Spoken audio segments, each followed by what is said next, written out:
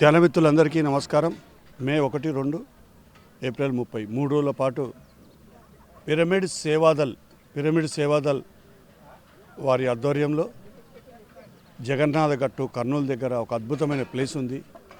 అక్కడ 3 రోజుల పాటు రంగరంగ వైభవంగా బుద్ధ పౌర్ణమి ఉత్సవాలు జరుపుకోబోతున్నాం.